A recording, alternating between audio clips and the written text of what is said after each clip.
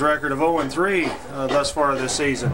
Well, I'm sure one thing that Coach Young has stressed with the ball players is that the Hutch record may be a little misleading. The Hutch ball teams played some good, tough ball games. They've given up some big runs, or some long runs, some long touchdowns, but they feel like they haven't played a bad ball game for 2 ball games. 1 ball game they felt like they just got outplayed.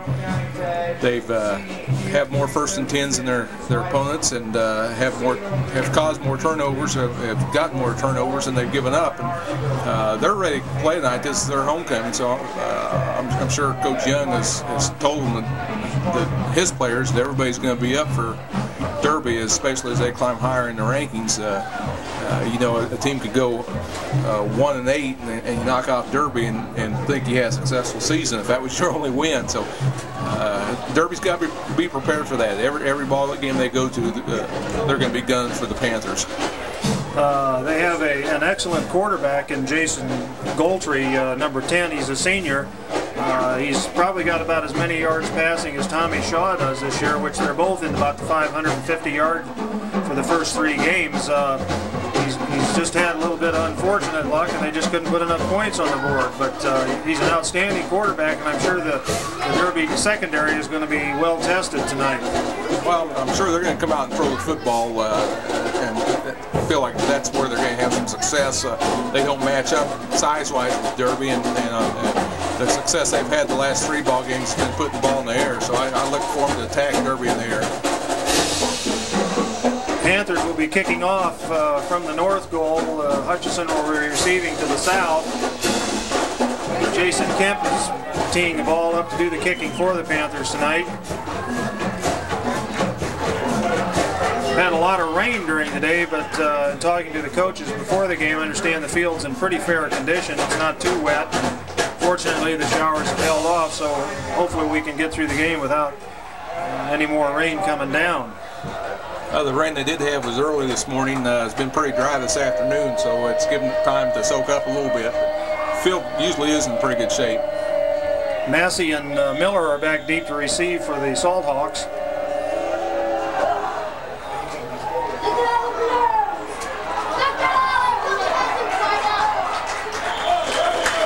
Henaha picks up the ball on about his 20, returns it for about a 10-yard return to be 1st and 10 on the Salt Hawks 30-yard line. Hawks come out in the spread formation. Massey and Henne, the setbacks. Just a quick, Massey drops back to throw. Pass is intended for, Goltry's pass intended for Massey. It's dropped, incomplete. Kind of a screen pattern, but he dropped it, couldn't get a handle on it, so it's 2nd and 10 from the 30. It's going to be important that Derby keeps some pressure on the quarterback and not let him get set up and throw the ball, because he does have a good arm.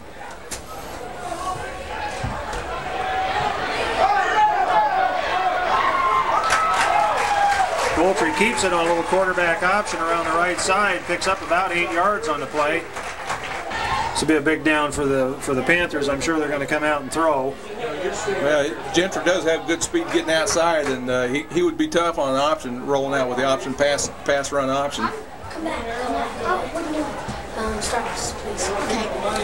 Goltry drops straight back, a little quick out, but evidently there was a mix-up on the pattern, and Miller was going straight down, and he threw out in the flat, so it goes incomplete to bring up 4th and 4, and I'm sure the Hawks will put it in the air on a punt. Quarterback Goltry also does the punting for the Salt Hawks. Malik back.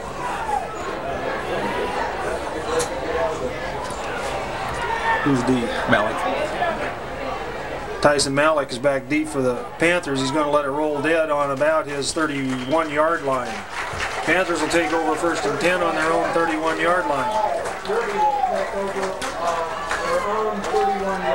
Series and establish their command at the line of scrimmage, and look for Derby just to run basic plays here to start and see what they can do from tackle to tackle. Derby comes out in the spread. Wise and Glazier are wideouts. Shaw's the quarterback. Young and Igo are the setbacks. The handoff to Igo, just on a little bit misdirection up the middle. Picks up about 4 yards on the play, gets it across the 35-yard line. Bring up second down along 5 for the Panthers. Parscale comes in the slot to the right. Wise is wide right.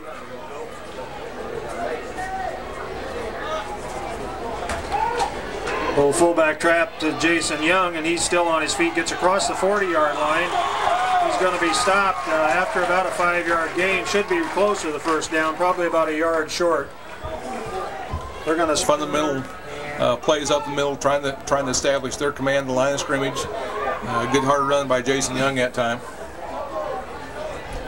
Panthers in the spread. Pitch back to Igo. He fumbles the ball, and Justin lost the ball, and that just looked like I don't think anybody hit it. Just slipped out of his hand. It might be a little wet out there yet, but it's a big turnover for the Hawks. They're going to take over on Derby's 40-yard line. Get some points early in the ball game, and he felt like it was important that Hutch establish themselves and have some success early in the ball game. The handoff to Massey, and he is hit right as soon as he got the ball by 2 of the Derby. Riedel was on the stop, and I'm not sure who the other one is.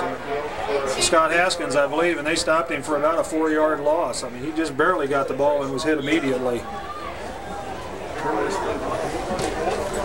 That was good penetration by the middle of that defensive Panther line.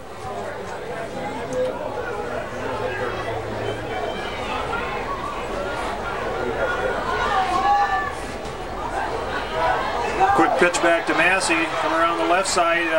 Devin Klitsch is going to bring him down for probably a 2-yard gain, but they're still going to be looking at about 3rd and 12.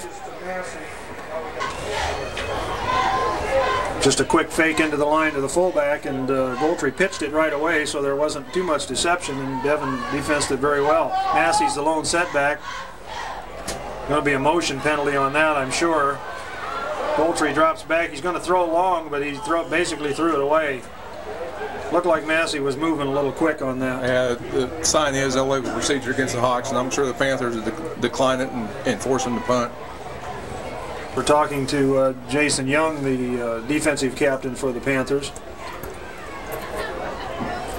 Procedure penalty is declined, so it'll be 4th and 13 for the Hawks, and the punting unit comes on. Number 35, Tyson Mayer.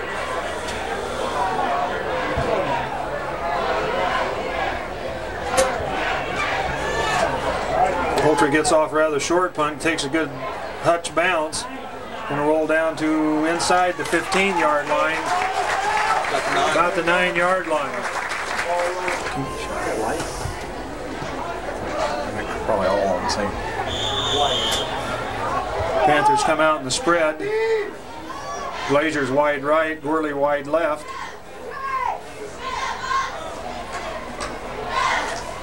Quick pitch back to Igo, cuts back inside, good yardage, still on his feet across the 20, out to about the 23-yard line. Should be a first down, Terry. Good hard run by Justin that time, had ball wrapped up both arms, wasn't going to cause another fumble. Panther offensive line did a good job of making a hole for Igo that time.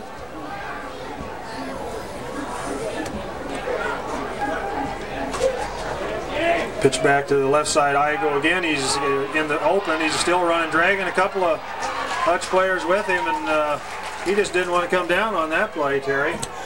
Ron, the Sawhawk defense is doing a lot of stunting with their linebackers, and when the Derby goes outside, they're going to get caught inside, and it's going to be a lot of yards gained outside. Look for the Sawhawks to do a lot of stunning. Justin picked up about 25 yards on that carry, good enough for a first down. Ball on the 46-yard line of Derby.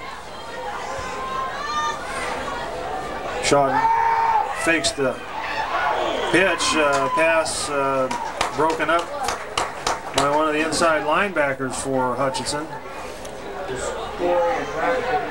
Parscale checks into the game. Comes out in the slot to the right. Gurley's wide right. Fullback trap inside to Young, is going to pick up about 6 yards on the carry. Might be closer to 7. Bring up 3rd down and about 3 for the Panthers. Last play trying to spread the defensive backs out a little bit and open the field up downfield a little bit for the runners. Igo comes up in the wing. Shaw's pass downfield caught by Jason Buckingham on a tight end over center. Nice catch by Jason. Jason did a tremendous job of passing right on the money, and he just reached. Jason's a big target. When he gets back here against a defensive back that's 5'6" or 5'7", they don't have much of a chance going up against him if the ball's up high. Panthers have it 1st and 10 on the 24-yard line of Hutch. Pitch back to Igo. Jason still on his feet, breaks a couple of tackles, and finally brought down by 3 or 4 Hutch tacklers, but not till after he picks up about 7 yards on the play. Looks like the Derby line is not having too much trouble controlling that front line of scrimmage as far as opening up holes for the backs. Well, there was a lot of Hutch guys involved in the tackle, but they were all 8 yards off the line, and you can't stop anybody doing that. Shaw drops straight back, quick out to Gorley's, complete. Going to get down close to the 5-yard line. Be good enough for a 1st down. Panthers break the huddle, come up 1st and goal, ball on the 6-yard line of the Salt Hawks.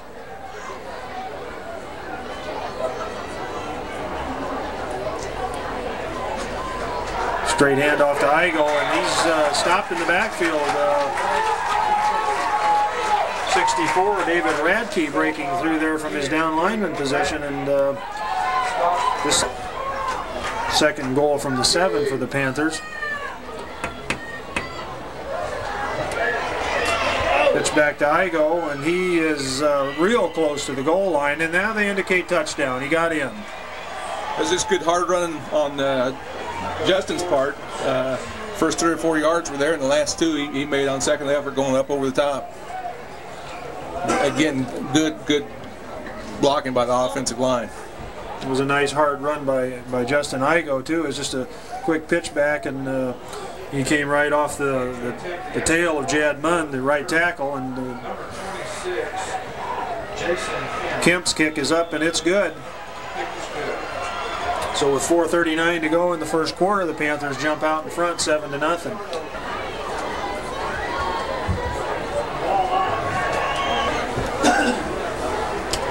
Rain. Not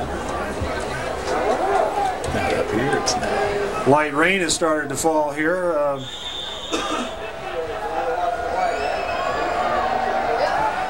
Kemp's kick is high, taken on the 10 by number 30, Ryan Henna.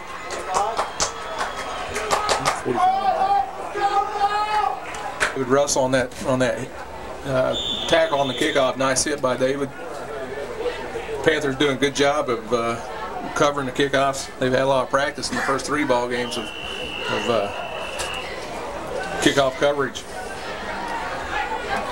Official timeout on the field.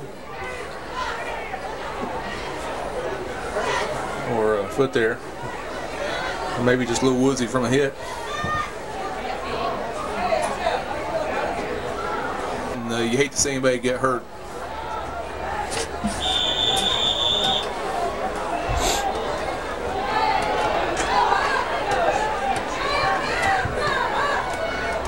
Goltry drops straight back. A quick out, complete on the left side.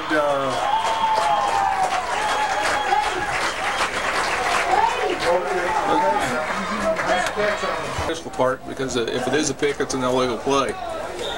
Pass was to Miller, number 88, complete. And brings up, they pick up enough for a 1st down on the play. Spread. Pitch back to Massey, come around the left side, and he's going to be brought down after maybe a yard or 2 gain. Malik and Riedel, Young, Haskins, Parscale, just a host of Derby tacklers on that. Well, that was just good team pursuit on that last defensive play. When you get that many people around the ball carrier, you know the defense is working hard.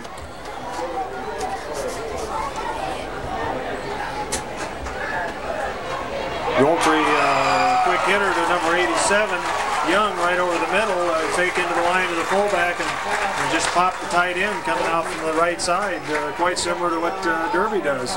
And run on, let's go there, and last two plays have been very successful for him. Well, it's been 2 passing plays and 2 first downs in a row for the Hawks.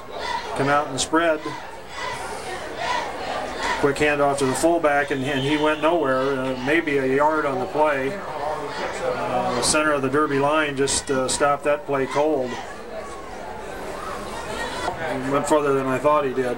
The Panther front line is doing a good job of stopping. I'm sure they're going to tighten their pass defense up just a little bit and look for those quick slants across the middle or quick outs that they've been throwing.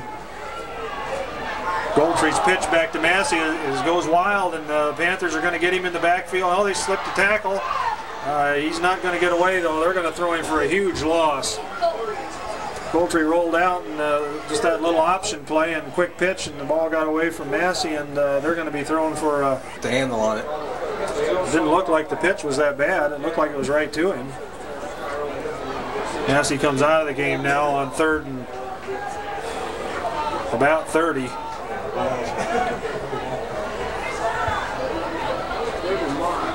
The handoff to the lone setback, number 30, Ryan Hennahay. He picks up maybe 2 yards on the play, so it'll bring up 4th down, and I'm sure the Hawks will punt this away. Haven't gotten very close and have yet to return one. Well, they've got a flag on the field. I'm not sure what for. Derby had 10 men on the line. A procedure call against the Hawks, so I'm sure the Panthers will take it, moving back a little bit further. I'm sure that back to where you've got 35 yards to go for 1st and 10. High snap. Goldtree gets it away. It's another short punt. Malik takes a very slight Hutch bounce. Is going to roll dead on about the 47-yard line of the Panthers. Tyson Malik was back to receive, but it didn't come anywhere close where Tyson could have a play on the ball. Another key ball game going on in the Valley tonight, Ron, is Eldorado and McPherson. There's a lot of interest here. Big rivalry between Hutch and McPherson, and a lot of people interested in that ball game. Malik's in a tailback now, comes on the right in the wing. Shaw drops straight back, throws out complete to Travis Glazier. Pick up about 12 on the play. Be good enough for a Panther 1st down. Yards of that was just a good play, and the last 4 was Travis's effort to stretch out and get as much as he could. And instead of having 2nd and 2, you got 1st and 10. Good effort by Travis. Hand off to Young. Little fullback trap, picks up about 6 yards on the play. There again, the Panthers seem to be controlling the line of scrimmage again. That's what it takes for them to move the ball downfield, play smart ball, and no turnovers, and control the line of scrimmage. They'll be successful. Official timeout on the field again. Glazier's wide right for the Panthers. Wise is wide left.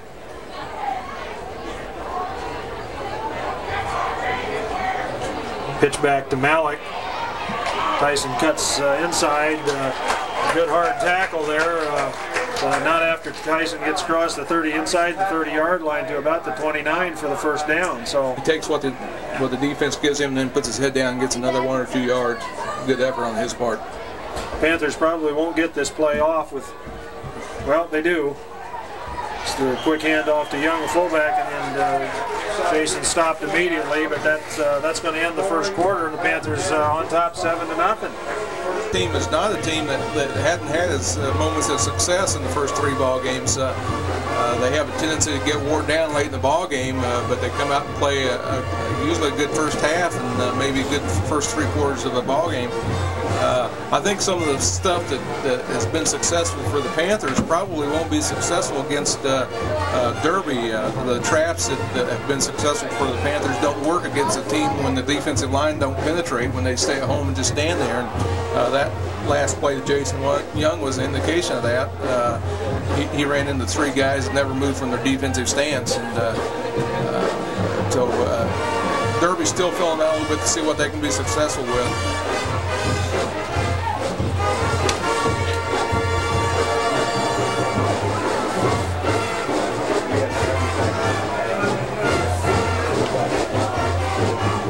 break the huddle to start the second half. Ball setting on about the 27-yard line.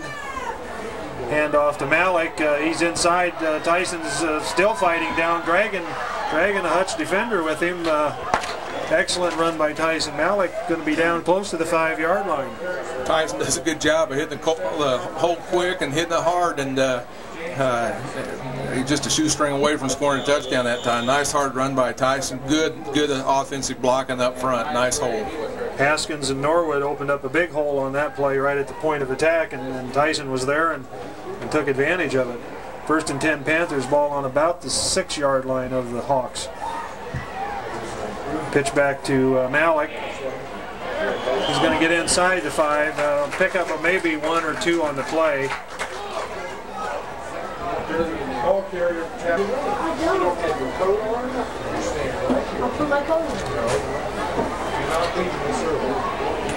Second and goal for the Panthers. Ball just inside the 5-yard line. Fullback trap inside to Young. Jason gets down close to about the 3-yard line. They ran right over Big Matt Norwood that time and got real close, about a yard short. They're going to spot it on about the 2, Terry. Be 3rd and goal from there. Panthers come out. Parskell is wide left. Double tight end formation. Pitch back to Malik. Looks like he's going in.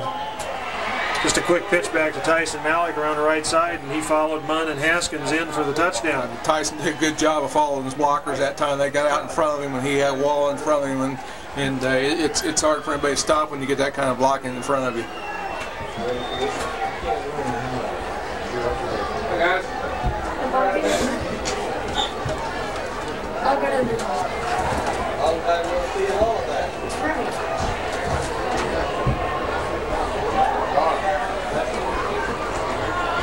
Kemp's kick is up and it's good. So 10-19 to go in the first half, and Panthers move out just a little bit further, 14-0. That was a nice drive the Panthers put together that time. First 2 drives have been basically error-free, and that hadn't always happened in the first 3 ball games. And I think the coach is starting to gel the team's starting to gel as far as knowing what their assignments are and keeping their head in the ball game. And 2 nice sustained drives there, the last 2 scores. Probably remembered fondly by most of his players. Who was that 60s line coach for another alumni coffee cup? Panthers. It's a high, fairly deep kick. Hennehay will take it at his 20 or at his 10. Cuts back to the left, and about a 20-yard run back on that. Just a team right.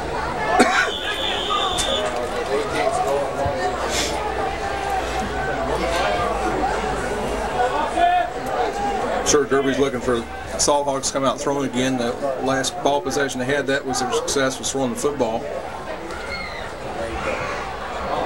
Ball's loose on the play. I think the Panthers got it, Terry. Yes, and the official indicates Panthers ball. It was just a little tailback, quick handoff to the tailback mass. They have a plus ratio of turnovers to giveaways, and tonight that may be turned around. Young's the lone setback for the Panthers. Shaw drops straight back.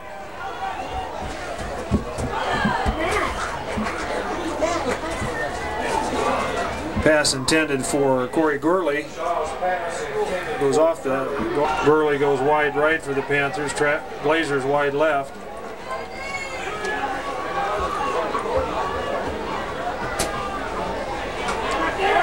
Counter play to Igo. And Justin's going to take it in all the way. I don't think a Hawk touched him. That was an excellent cutback on Justin's part. He saw a guy getting outside position on him. He just turned back, picked up his block, and took it on in untouched. It's just that little misdirection handoff to the tailback, and a big hole on the left side for Justin, and he just took it straight down the field, about 42 yards on the carry. Second kick good. Second extra point kick good.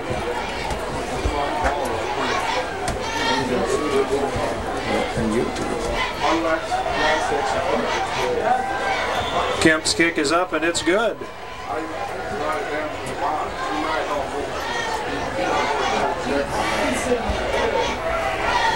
Well, it indicated it was good. We're getting indications that the extra points are good. Now we're getting that one. We thought the second one was good up here. Maybe it wasn't, but evidently the scorekeeper I wasn't just sure what engrossed in the game, and I'm not sure what the home field rules are here, but we did get it after all. Kemp set to kick off. This is a very high but very short kick, fielded at the 25-yard line. Tyler Malik and Tyson Malik. Sullivan to the ball carrier. Both the Malik boys in on the tackle. Tyson and Tyler both brought him down after about a 5-yard return, so Hawks will take over 1st and 10, ball on their own 31-yard line, 1st and 10. Was Bruce McClure.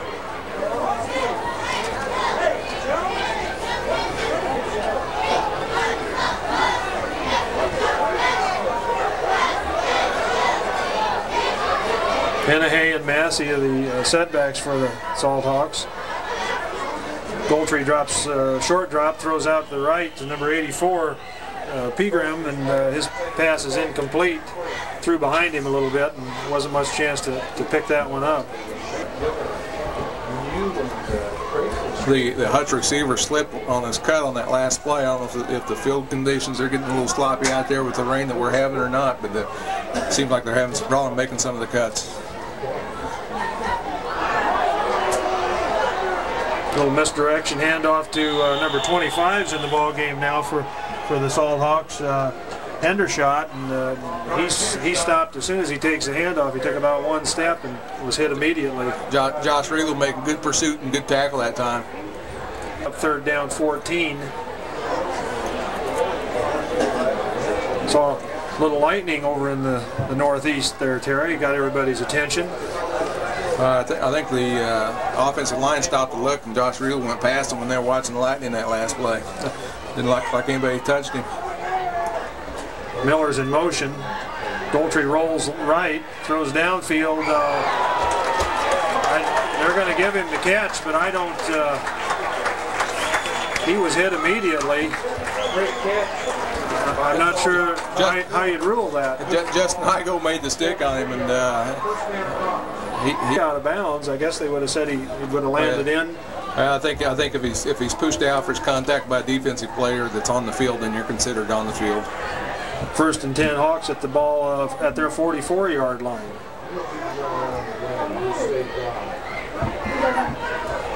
Kirby shifting their coverage around. Goltry drops right back, throws out to Miller on the left side again, and throws short. Miller has been very successful with receptions this first 3 games for Hutch, but they're having a hard time connecting with him now.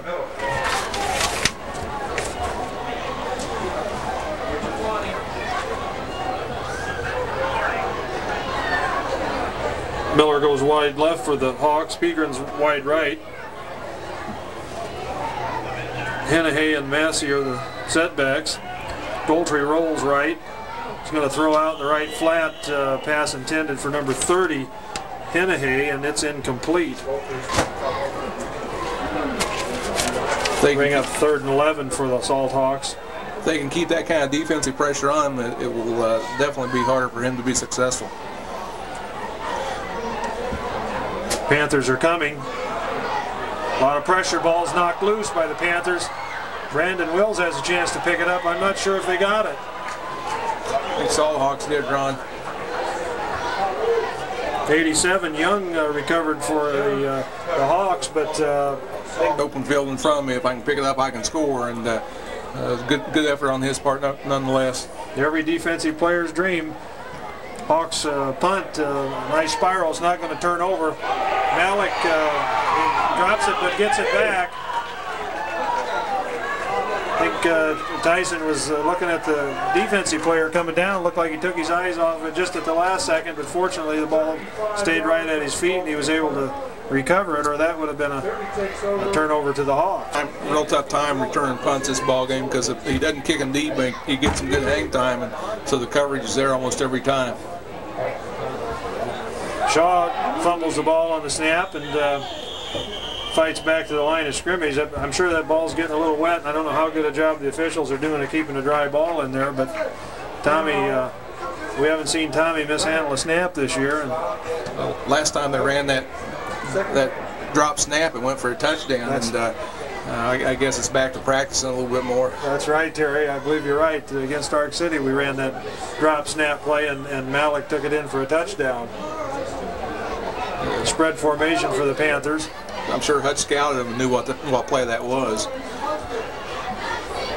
And off to Igo on the right side behind Munn, and looked like the Hutch player grabbed his helmet there and pulled him down. He got close to the first down. Now I think there is a flag here. I didn't see it thrown, but there is one. Yeah, you're right, Terry. There's a face mask penalty, and it's kind of funny when your runners go down and then the feet keep going and the head stays stationary. That should be a big 15 when that was flagrant. Yeah, he held on for quite a while. That'll tack 15 onto the play, and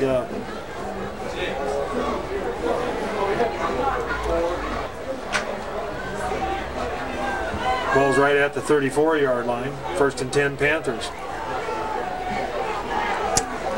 Slot right for the Hawks. For the Panthers. Shaw rolls right. Tommy's looking downfield. He's going to keep it, tucks it in. Going to get close to the first down.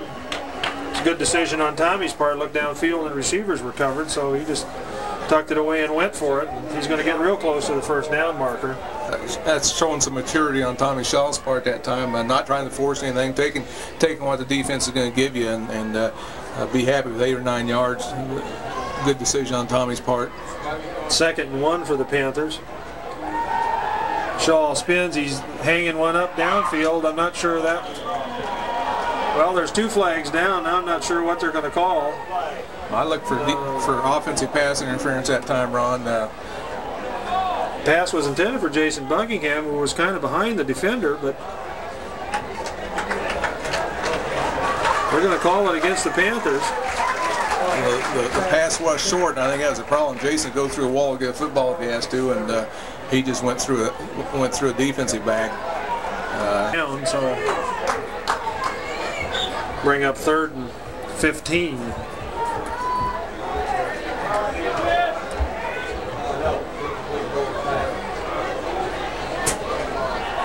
Shaw rolls left.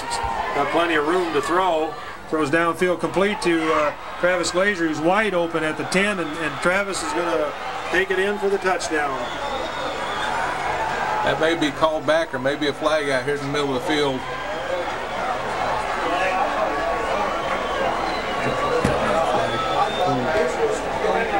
Shaw to Travis Glazier.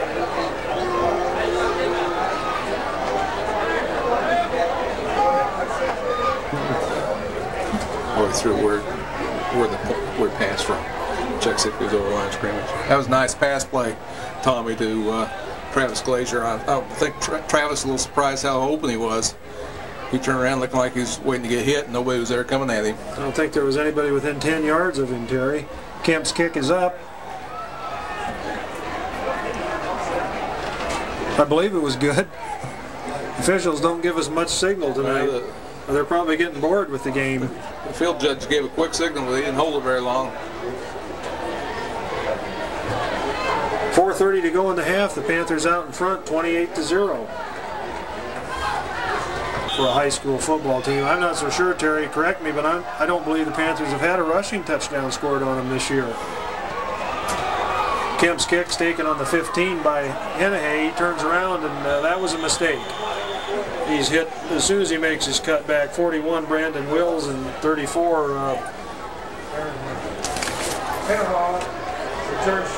Shelby Werman on the tackle.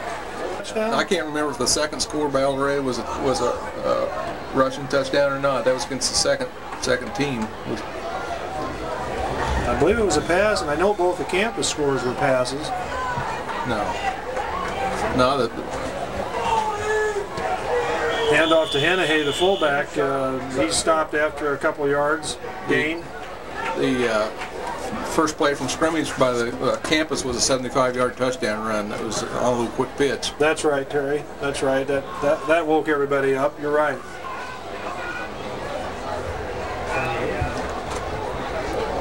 Rain continues to fall here in Hutchinson.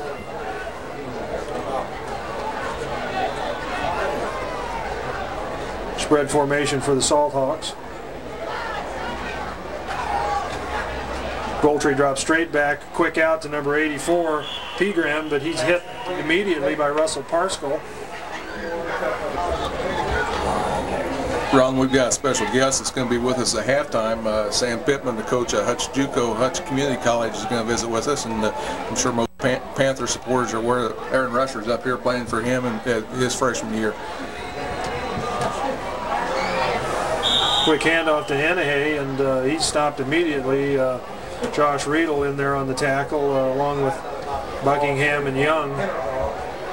I lost about a yard on that play. It'd be 4th and 6, so got a little thunder and lightning in the area too. Malik fields the punt cleanly. About a 5-yard return. The end over end kick went a little farther than the other ones, didn't hang up as much, so. Tyson's back here by himself that time. Him about 7 or 8 blue jerseys. Pretty steady downpour here right now. Panthers come out in the spread. Young and Igo are the setbacks for the Panthers. Shaw the quarterback. Hand off the fullback Young on the right side. Jason picks up about 4 on the play. Ron, as this weather continues to get bad, it's going to be hard to do anything but play fundamental football and hand it off, and it won't be a cloud of dust, but be whatever you can get on the ground. I think you're right, Terry. It's going to be pretty hard for the officials to keep the ball very dry now. Young's the lone setback for the Panthers. Shaw drops him straight back. Quick out to Gorley is complete. Just as we say that, they put the ball in the air. Well, I'm sure they're going to try to keep the Salt Hawks as honest as they can and keep them from stacking. Down 1 for the Panthers.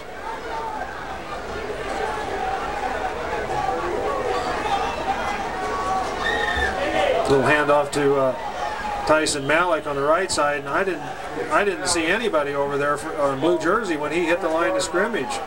They were all moved way back, and Tyson didn't get touched till he gained about 10 yards. He's just there again.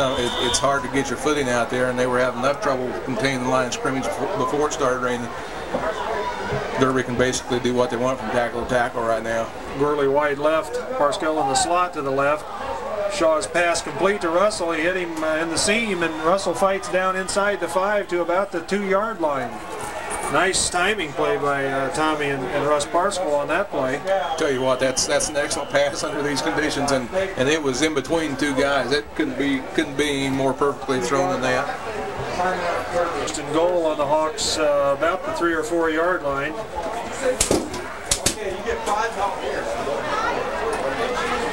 Hand off to Malik, the tailback, drives inside, and Tyson's in for the touchdown. Just a good hard charging line drive.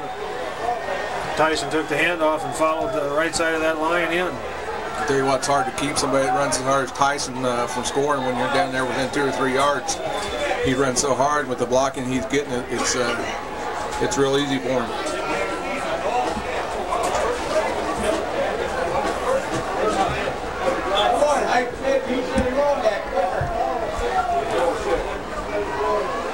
Tommy Shaw is the holder for the Panthers. Snap, Kemp's kick is up, and it's good. So Jason is perfect tonight, and Panthers move out in front 35-0. It's bad enough to have your homecoming rained on, but then you have to play the Panthers. Well, I talked to the Salt Hawk coach a little bit this afternoon, and they were questioning who made the decision to play the Panthers in homecoming, and it definitely was not his decision. Salt Hawks. Kemp sets to kick off. Jason's kick is high. Going to be fielded by Miller on his 15-yard line.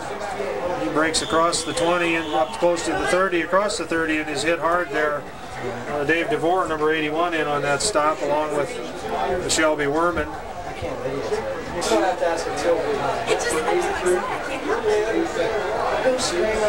21 seconds to play in the half. Goltry breaks the huddle. This will probably be the last play. He's going to pitch it. Ball's loose. It's going to be recovered by the Hawks, but I guess I question that play a little bit, Terry, with this 20 seconds to go in the half. Well, I'm not sure what you'd call in their part. You know, the running game's not working, the passing game's not working. The kind of at a loss as far as what they're going to throw. I'm sure this is not what the Hawks wanted to see at halftime. It was a 35-0 lead for the Panthers. Panthers played probably one of their better halves of football as far as mistakes and turnovers, and were able to do what they want to do even with adverse weather conditions like this. And that comes from hard work, and that comes from kids buckling down, have their mind in the ball game. When they cut the mistakes, that's what the coaches were looking for. Was let's not stop ourselves with penalties. Let's not stop ourselves with turnovers, and let's go out and play a good football game. This is probably one of the better halves. I think the second half against Stark City was also a good half. I'm sure the coaches feel like this was a good half of football for them.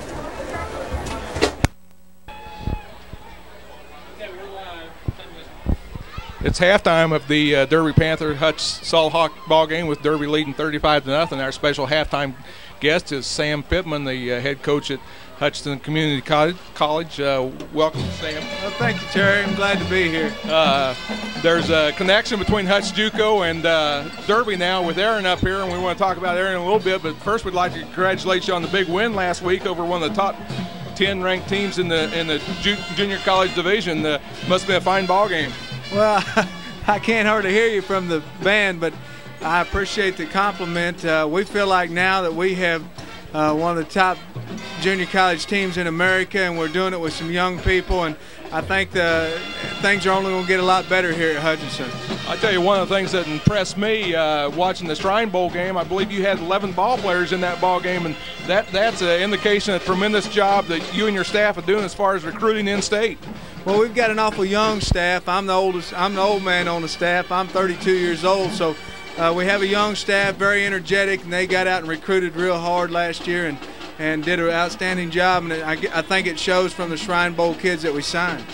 That's definitely an indication of that. You got another big ball game coming up this next week or tomorrow with Northeast Oklahoma, which is always a powerhouse. Well, they're always a powerhouse. We put them on our schedule because we only want to play the best, and we have dreams and aspirations of winning a national championship here one day, and to do that you have to play the best, and that's why we went to look for NEO. They didn't come and say, we want to play you. We went to them and said, we want to play you. So we'll see how good our program is, but we feel like we're one of the top 15 teams in the nation, and we'll find out a little more tomorrow. Well, I spent the afternoon in Hutch and visited with a lot of people that I've known through the years up here, and it's like the Hutch of old, when Hutch used to have some powerhouses, and they're talking about, hey, this is a good program and this is a great staff, and they see a lot of positive things right now. Well, the enthusiasm's up, and you know, with our new building that we just completed 2 years ago, and with our town size and school and our academics of our school and everything, it's hard not to recruit kids to Hutch. I mean, you go out and you offer them something here, you offer them a scholarship, and then with the school here, there's a lot to offer, and we're going to continue to keep after the kids in the high school, and of course Derby has several outstanding high school seniors. Talking about recruiting, what do you and your staff look for when you go out to recruit an athlete? Well, the number one thing we look for is a good person. We know if we step foot in their high school, we know they're going to be good athletes and things, or most of the time we wouldn't go into school to. But we're looking for a good kid, a guy that is very coachable, a guy that's dedicated, and a guy when the going gets tough that he wants to win worse than the other fellow on the other team. And I think we found a good combination of great athletes, good people, and then guys with huge hearts. And that's what we're looking for, people interested in getting an education. That's got to be the #1 thing. And the second thing is guys that have huge hearts and that will do anything for their program. Well, those of us in Panther country know that basically describes Aaron Rusher. I know Aaron had a little finger injury or hand injury. How's he doing now? Well, you know, it's a funny deal, terrible deal, but you know, he caught a pass against Coffeyville in the pre-games. He broke his finger. He had a shoulder separation. I understand he's had a history of shoulder separations, but he came back last week. We showed that we have a lot of confidence in him. He was in down here when we were close to goal line. He about scored. He tripped over one of my big offensive lineman's legs, but he about scored. And as far as a guy that's dedicated with a big heart and would do anything you ask him to do, then I've just described Aaron Rusher. Well, that's how we feel about him at home.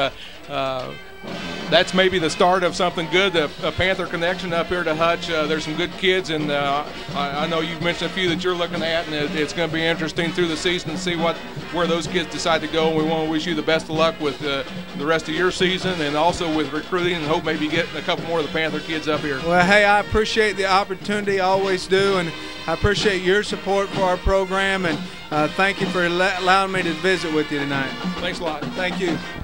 Panther Salt Hawk football game. Right now it's 35-0 in favor of Panthers. We got some halftime stats for you.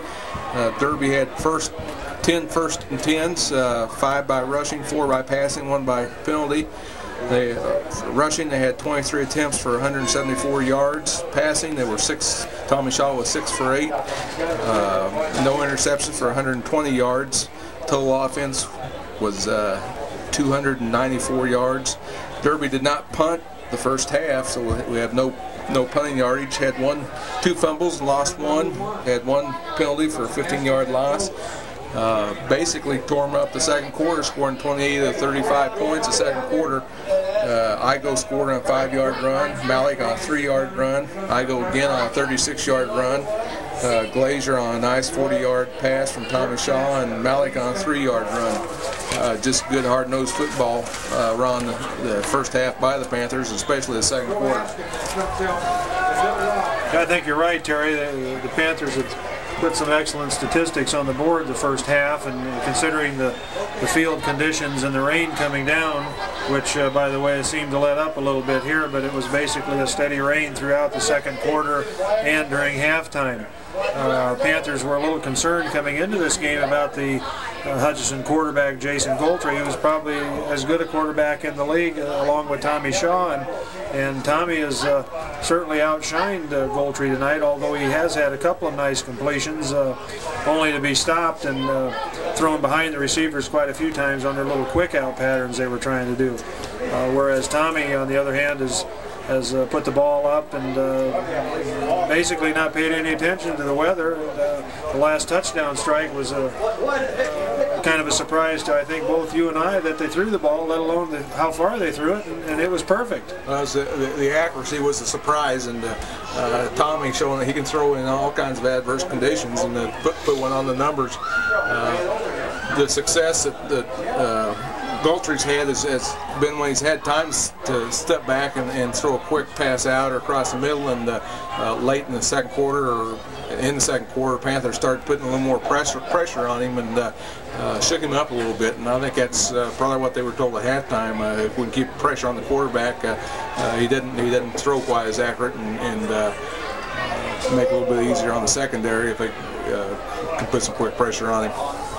You know, Terry, I think it's interesting to note that the Panther offensive line has just done an outstanding job this evening of pushing that front front down lineman of the Salt Hawks back off the line of scrimmage on the running plays. There's several times when Malik and Igo and Young have hit the line, and there just virtually hasn't been any jerseys there except white jerseys. Well, they do a good job of coming out and going after them, and they take pride in controlling that line of scrimmage, and that's where football games are won and lost. Hutch kicks off. It's a short kick, but there's a official whistle on the field. From where the flag is, got to be offsides on Derby. Hutchinson kicker, number 84, Pegram, basically just either got the foot under the ball a little much or isn't a very deep kicker. Move it 5. The kickoff.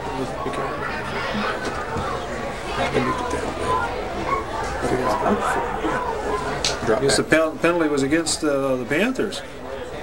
They've got to have 5 guys in front of the 45 on a kickoff, and one of them will probably step back before the ball was kicked. And that results in a 5-yard penalty. Pegram will kick it again. He hits this one. It's a little bit deeper. Billy Wise takes it on the 15-yard line. Billy comes straight up the middle, and he's got a lane. Gets out across the 40, close to the 45 before he's brought down. That was good blocking on the Panthers. They had a wall set up right down the middle, and they were taking some people down. About a 30-yard return on that kickoff by Billy Wise. Billy comes wide right, wide left for the Panthers. Tommy Shaw's starting the second half at quarterback. Handoff to Igo over the right side. Justin stays on his feet for about 3-yard gain, maybe 4. The second down 6 for the Panthers. Ball just short of the 50-yard line. Wise comes wide left. Ron, I believe the winds died a little bit down a little bit this second half. I think it was a little windier the first half. Shaw's handoff to Igo on off the right side. Justin picks up about 4 more on the play. Flag back upfield. In the backfield, probably procedure against the Panthers.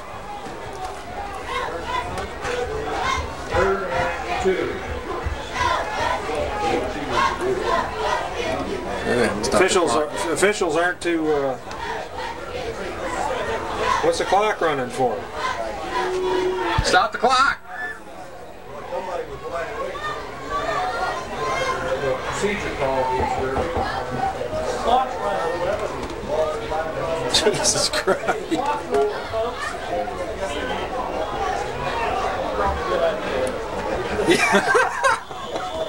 Well, I guess the timekeeper didn't see the penalty flag, and the clock's now he stopped it, but he probably ran about 35 seconds off the clock. We heard one fan mention it's probably a good idea to keep the clock running. With the score here, 35-0 Panthers at the start of the second half. Tommy rolls, drops straight back, hits Billy Wise right over the middle, and I believe Billy's going to take it all the way in. Billy got behind the defenders, and Tommy spinned and hit him straight down the middle of the field, coming from his flanker position to the left, and 6 more.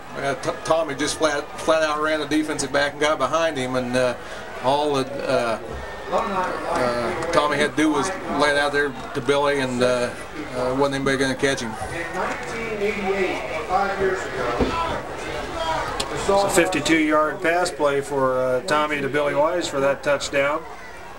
that year, the Saltmark back nearly Shaw put the ball down. Kemp's kick is up, and it's good. So just not quite 2 minutes into the second half, the Panthers strike quick and put 42 points on the board. Scores 42-0. Well, anything that the coach does at halftime to pump the kids up and get them ready for the second half on Hut's side goes down. It's bad enough to have your homecoming rained on, but then you have to play the Panthers too. Well, Panthers are putting a fine ball game together tonight, Ron. Even as adverse and as poor as conditions are, they've played error-free ball basically up to this point, with the exception of some mishandling on snap, I believe. And Jason Kemp's kick is deep. Going to be fielded by Miller on about his 15. And he's still on his feet. Gets back close to the 30-yard line. It's just across the 30-yard line before he's brought down by several of the Derby defenders, with Tyson Malik in there leading the way. The Panthers have hit their scoring average for the year, which I believe is just a little over 41 points.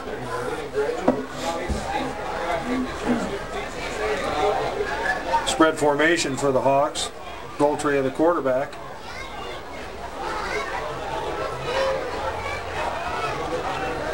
Drops straight back. Ball is picked off out in the flat by fumbled. They call him down.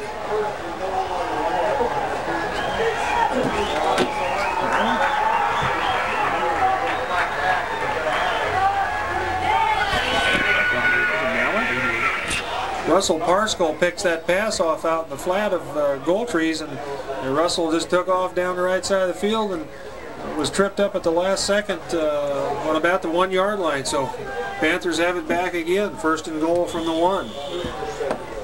Shaw checks back into the ball game at quarterback. 88. 88. 88.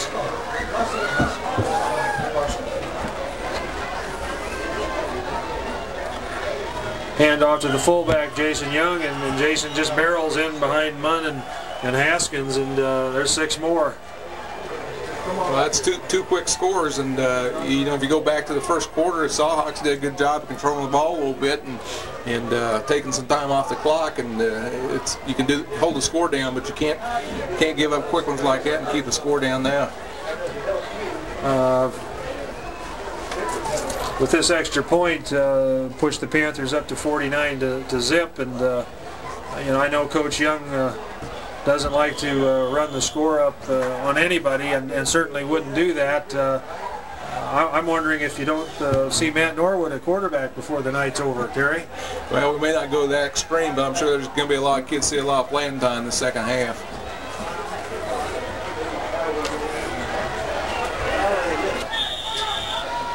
Miller and Hennehay deep for the Salthawks. Kemp's kick is high and very deep. Hennehay takes it on about the 5 yard line. Kind of hesitates to come upfield, and he's hit right at the 20. Malik. Down to the 5 yard line that time, and good coverage by the Panthers. Hawks come out in the slot left formation. Goldtree still in at quarterback for the Salthawks. Handoff, fumble. Fumble on the snap, and the handoff to the tailback, and he drops the ball, and Panthers recover. Well, you know, they say when it rains it pours, and I think it's doing both here tonight, Ron. It's definitely not the Salthawks' night, and especially not this second half.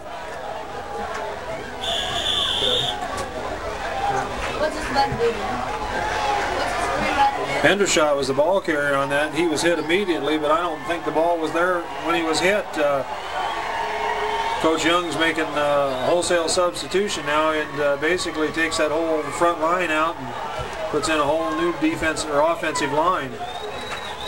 Barry Galbraith's in at quarterback now for the Panthers, and Barry immediately calls timeout.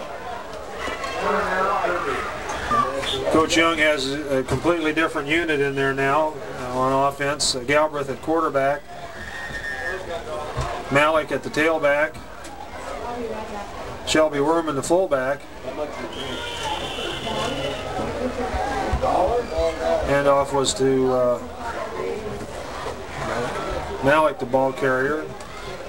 Everybody says, yeah, let's go substitute and get these kids in, and this second bunch is probably almost as strong as the first bunch, and if you're sitting over there on the defensive line, it's tough to see new recruits coming in that are fresh and ready to go out and hit somebody. A little movement in the line down there. I believe the Hawks moved, but we'll have to wait and see.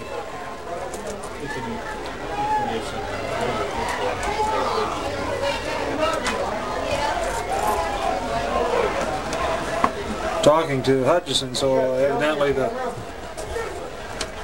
be a dead ball foul.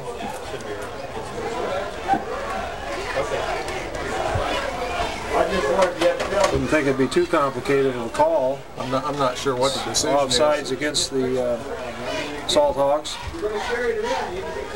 So that'll bring up second down and just short of the first down marker. Bring up second, a very short one, ball setting just short of the 10-yard line of the Salthawks. Coach Young continues to substitute freely. Tyler Malik in the ball game now.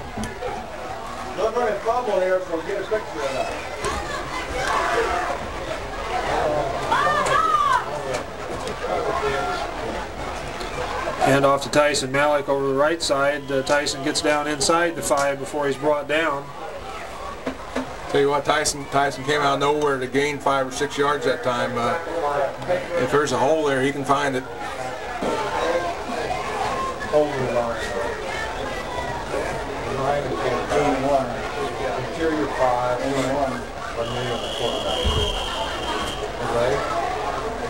Another flag on the play, dead ball foul.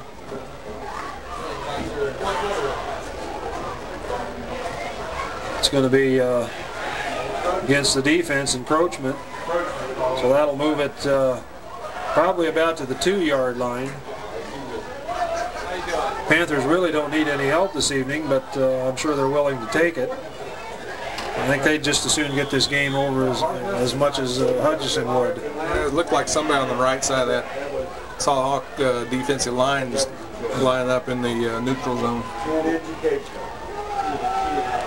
Hand off to Werman. He's hit immediately. Again, one of the stunts that the Hutch line was doing, and then, as you say, Terry, every once in a while they're going to work.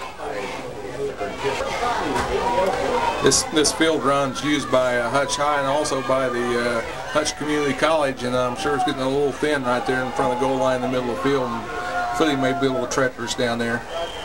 Hand off to Werman. Another flag on the play.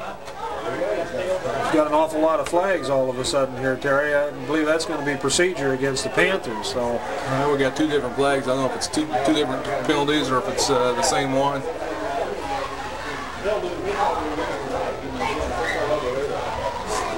We're going to march 5 off against the Panthers, so instead of 3rd and 1, it's going to be 2nd and 7.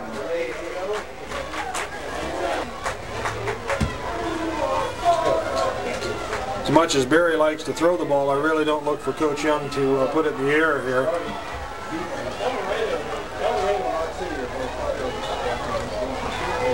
Pitch back to Werman, who's playing tailback now. Shelby drives, and boy, he gets awful close to the goal line. The last 4 yards of that carry with people hanging on him was just a good second effort and keeping his feet moving. 3rd and goal from there.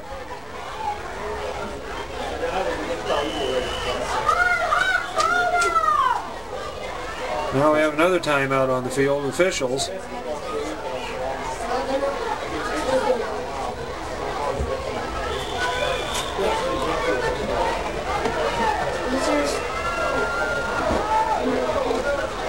Werman takes a handoff from Galbraith and drives over the left side in for the touchdown. So 5:11 left to go in the 3rd quarter, Terry, and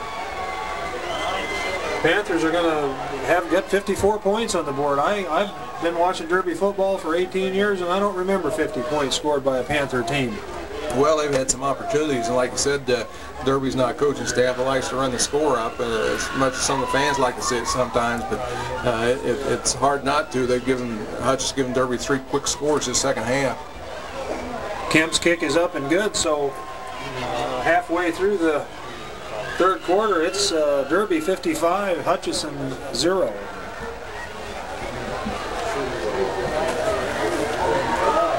Kemp set the kickoff for the Panthers. Jason hits a high kick. It's going to come down short on the 20-yard line, and he's hit immediately by Tyler Malik. Just a hard stick by Tyler. Stopped the ball carrier dead in his tracks after a very short return. That was a nice pop.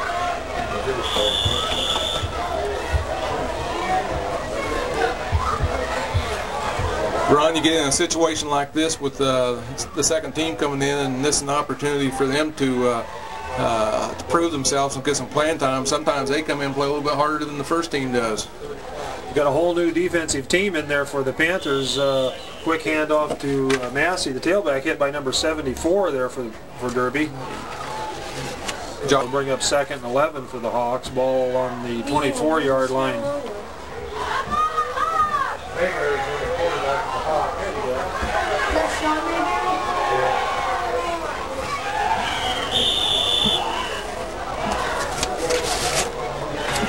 D. Duncan in on that time, penetrating from the nose guard position.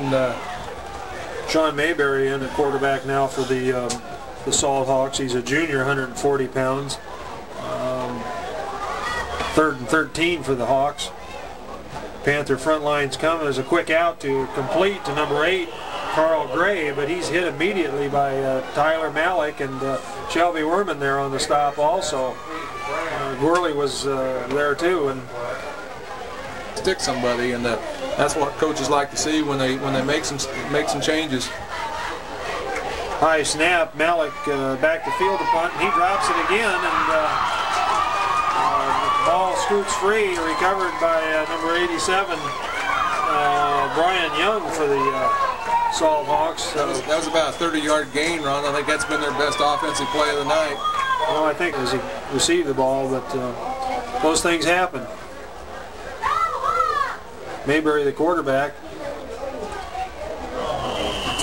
and heavy penetration by Austin. The ball game, but he knows what's obvious, and gonna give everybody a chance to play in their homecoming game tonight. I don't know, Terry. When you're down 55-0, at what point do you concede? High formation for the Hawks, and there's a little movement on the left side there, and again, that's just the inexperience of the players and not getting playing time in the game, anxious to make contact with somebody, and jumped a little quick. Well, got a good start that time.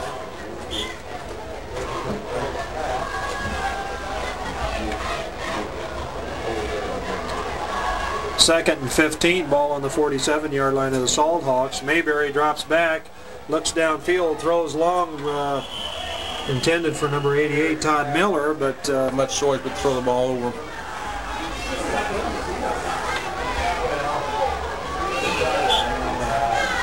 Hawks come up to the line to spread formation. Mayberry pitches back. Number 8, Carl Gray. He runs out of bounds over the Hutch bench and out into the track. Tell you what, it was a real nice defensive play by Nathan Phillips. He took his guy down, was blocked, and knocked him back on the seat of his pants, and then helped force the guy out of bounds. Good strong position on the corner at that time by Nathan. Picked up about 3 yards on that carry, and that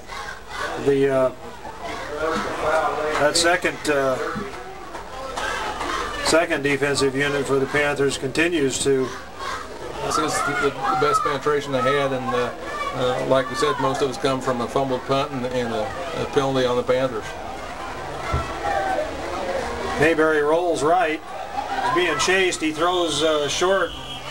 Pass intended to Gray, but he was being pursued very heavily by Josh Ost, and the second down, 10.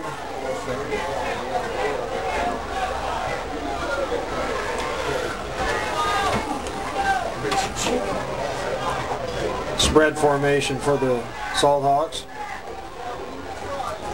Mayberry's handoff to the fullback, and there's a fumble on the play. Panthers recovered. Who's on the bottom there, Terry, coming up with the ball? Number 34, Shelby Werman, covers that fumble for the Panthers. So that looked like just a bad exchange on the Salt Hawks part. I don't think the quarterback ever got the ball to the ball carrier.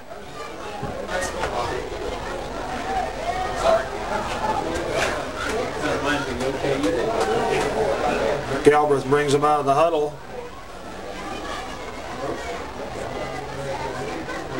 Handoff to Werman on the tailback position. He breaks one tackle, gets across the 35-yard line.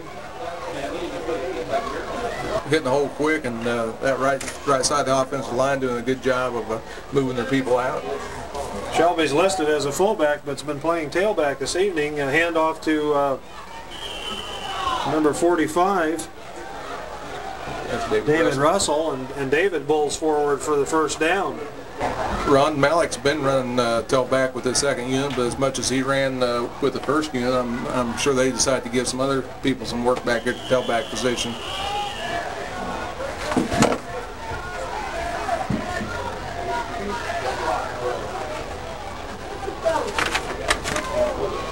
Number 49, Jake Sobbing, 165-pound juniors in at fullback now for the Panthers, and number 30 Panthers. So Coach Young continues to substitute heavily with a complete, his third team, possibly fourth team backfield in there now.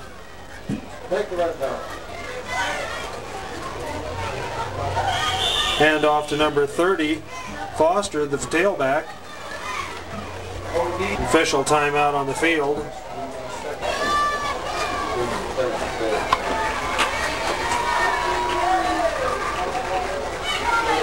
Pitch back to Foster. He may get back to the line of scrimmage, I'm not sure. Ron, the Panthers aren't throwing the ball, and I think Salthawks know that, and they're playing real tight up on the line now.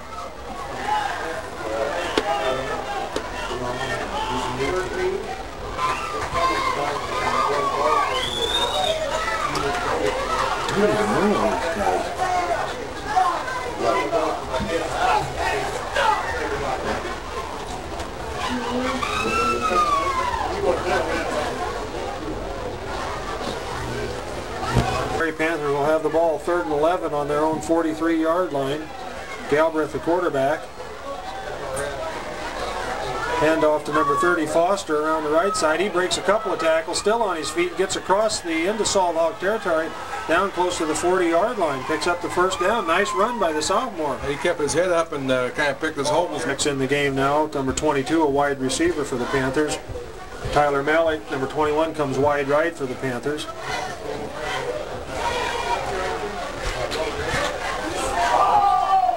Galbraith was a little fullback trap handoff, and I don't think they ever got the ball exchanged at all. It just kind of floated loose there and was recovered by the Hawks. It looked like maybe the fullback went 10 ball on their own 37-yard line.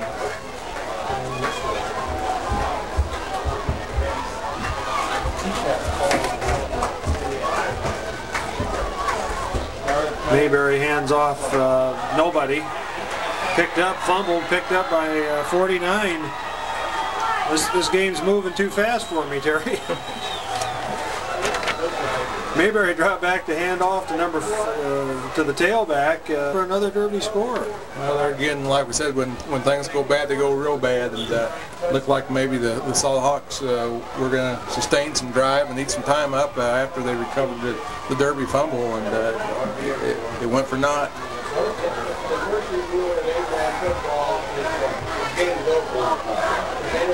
Kemp's kick is up, and it's good. 10:58 to go in the ball game, and the Panthers are sitting on a comfortable 62-0 lead. Well, nobody's leaving yet, Ron. It's still anybody's ball game. I'm sure nobody's having a more difficult time with this than Coach Young is, Jers, and they still score. There's not much you can do about it. Well, there's one thing a coach won't do, and that's he won't tell a kid not to try. And when he puts a kid in the ball game, he expects them to give 110, and that's what they're doing right now. Kemp's kick is deep. Miller takes it on his 5. Cuts back up the middle to about the 26-yard line, where he's hit by 3 or 4 Derby white jerseys and brought down in the end zone just as much, or they want to stop that offensive team short of getting the first down, turn it over to their offense. Well, the Derby kids have pride in the way they play, and whether they're second team or third team or fourth team, they're going to come out and give 110. Quarterback sneak, which is probably about the safest play that's been called as far as ball handling tonight. And Mayberry moves ahead for about a 3-4-yard gain on the play.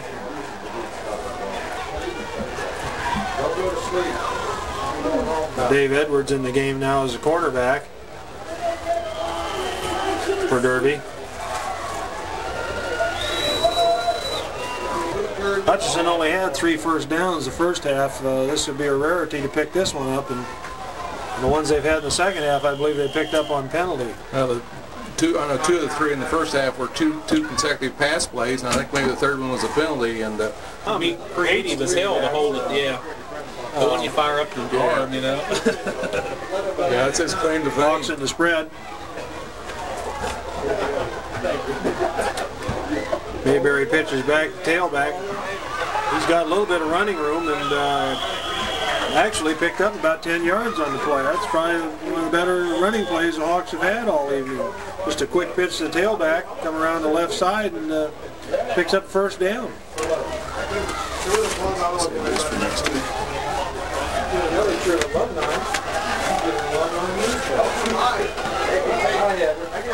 Slot right for the Hawks. Handoff, fumble, bounces back to Mayberry. He keeps it coming around the right side. Actually, he's going to pick up about 4 yards in play before he's run out of bounds.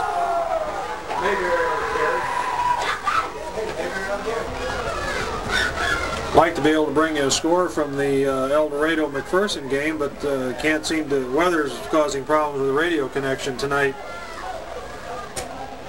Mayberry pitches back. 22, the tailback, and he's hit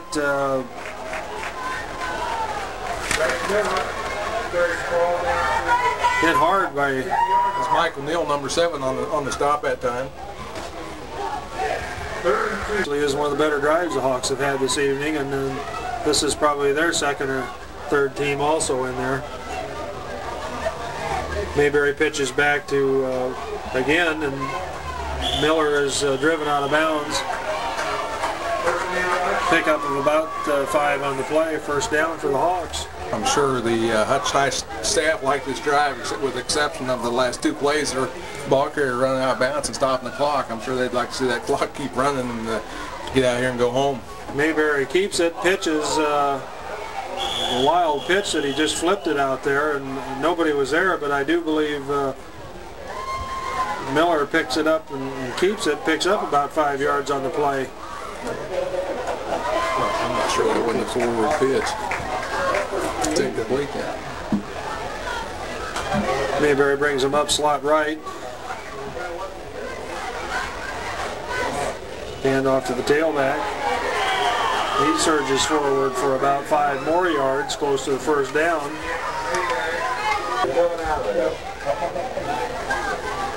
Hawks come up to the line and slot right again. Hand off to the fullback. He's going to have the first down, but First down picked up by some nice blocking up there by Wojcicki and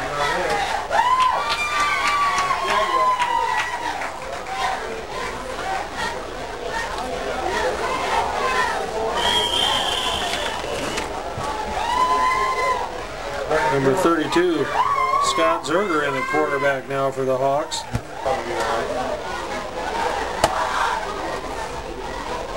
Battery's going dead. Zerger gets to 3, picks up 3. I'm sure this late in the ball game, in this field position, that Hutch is in 4 down territory, Ron, and if they don't make this on 3rd, that they go for it on 4th. Handoff to Miller, and he's hit in the backfield for a loss on the play. There's a certain amount of pride that's probably taking place now. The Hawks haven't scored on Derby in the last 2 meetings, and I'm sure the kids on the sideline are cheering the defense on right now. You're dead? Not recording? Yeah. Didn't make it. Yeah, I'll change it real quick.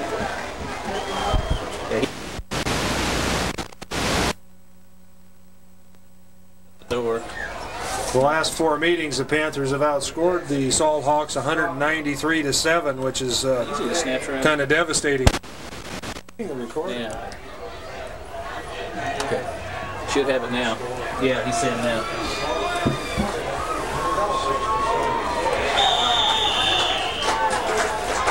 Now lay that one on us. Give us that statistic there again. An interesting statistic, Terry. I don't know if we caught it before. It was pointed out to me that in the last 4 meetings between the Hutchinson Salt Hawks and the Panthers, the Panthers have outscored them 193-7.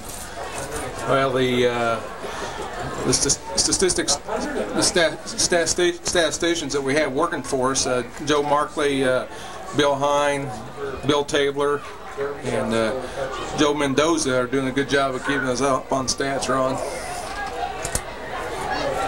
Galbraith brings the Panthers out. Hand off to, he's hit immediately. Panthers will go for it. I guess they...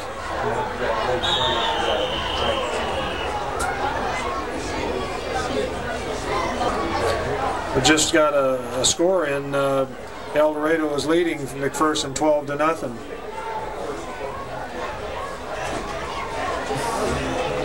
Well, they just went for it down there deep in their own territory.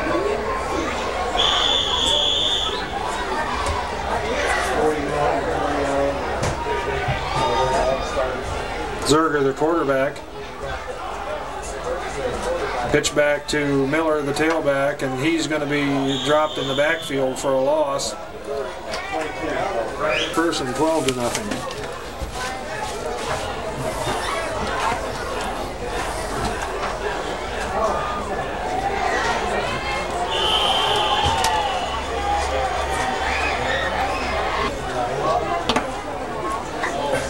Ron, I'm sure the Derby coaches are proud of the way the Panthers played tonight. There hadn't been a lot of penalties, a lot of turnovers. They've done a good job of playing good basic football tonight.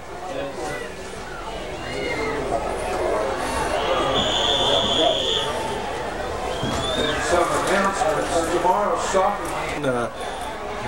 The walk through the jungle is almost halfway through right now as far as the regular season goes. Next week we travel to Winfield, and there again, this is going to be next week's going to be a game that coaches got work to keep the Panthers up, because Winfield is down a little bit again this year, same as rest. Final score here tonight, 62-0. Signing off, this is Ron and Terry. Thanks.